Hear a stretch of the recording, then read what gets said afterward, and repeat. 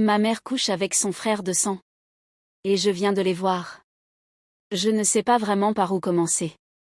Les mots me brûlent la gorge, et les larmes me montent aux yeux à chaque fois que je repense à ce que j'ai vu, à ce que je vis. Je suis une jeune femme de 21 ans, aînée d'une fratrie de 3 enfants. Nous vivons tous ensemble dans une petite maison en périphérie de la ville, mon père, ma mère, mes 2 petits frères et moi. À l'extérieur, notre famille paraît normale, voire exemplaire. Mon père travaille dur, il se lève tôt et rentre tard, toujours fatigué mais toujours aimant. Ma mère est femme au foyer. Elle s'occupe de nous, de la maison, et jusqu'à très récemment, je pensais qu'elle nous protégeait. Mais la vérité est tout autre. Il y a quelques semaines, j'ai été réveillée au milieu de la nuit par des bruits étranges venant de la chambre de mes parents. Des soupirs étouffés, des murmures précipités, des chuchotements nerveux. J'ai d'abord cru que c'étaient mes parents qui passaient un moment d'intimité, ce qui, après tout, est normal dans un couple marié. Mais quelque chose m'a poussé à m'approcher discrètement. L'instinct. Ou peut-être un pressentiment caché au fond de moi. J'ai ouvert doucement la porte. Ce que j'ai vu ce soir-là a gelé mon sang. Ce n'était pas mon père dans ce lit conjugal. C'était mon oncle.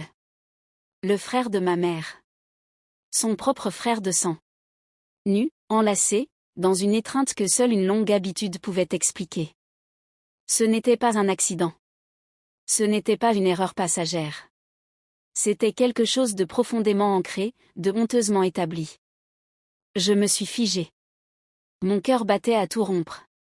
Je ne savais pas si je devais crier, pleurer, fuir ou juste m'évanouir.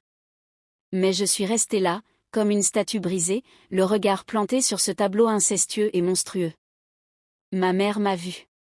Nos regards se sont croisés. J'ai vu dans ses yeux une terreur profonde, mais aussi, comme une forme d'acceptation. Elle ne s'est même pas précipitée pour se couvrir.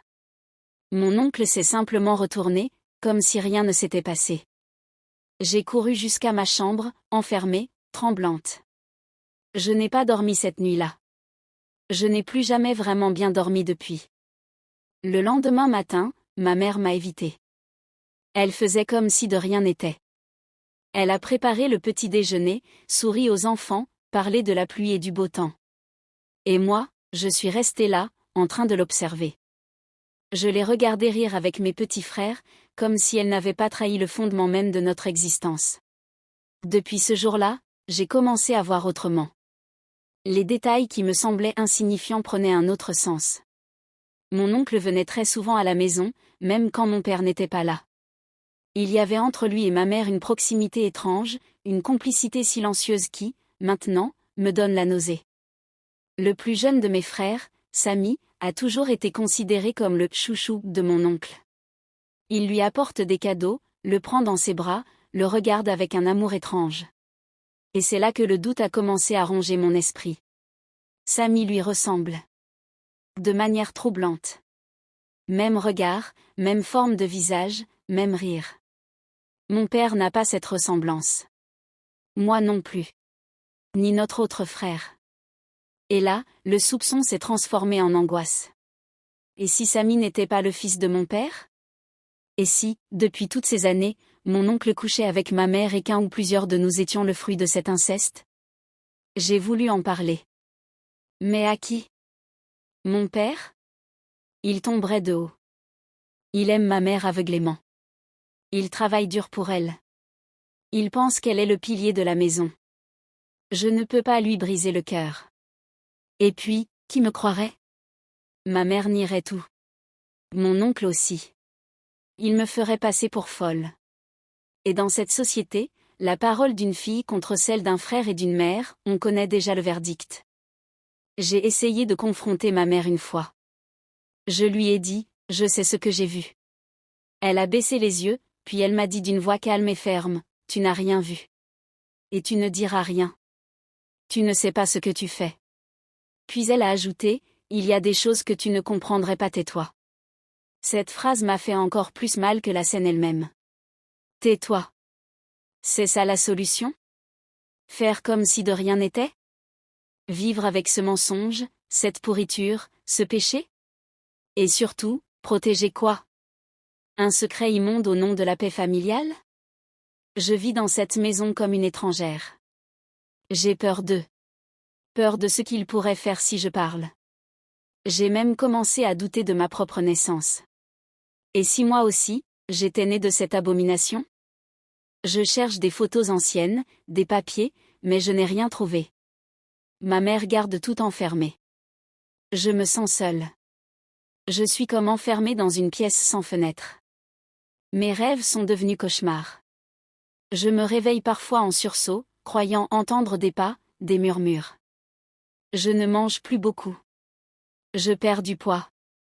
Mes amis ne comprennent pas.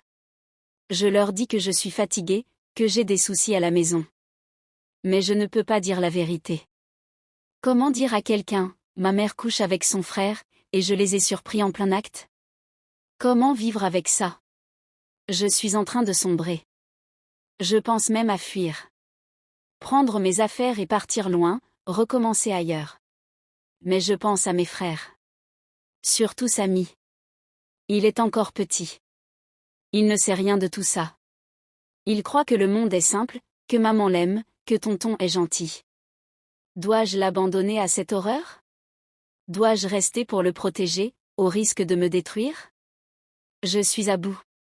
Chaque jour est une épreuve. Chaque regard de ma mère est un rappel de ce que j'ai vu. Chaque sourire de mon oncle me donne envie de crier. Je suis coincée entre la vérité et la survie.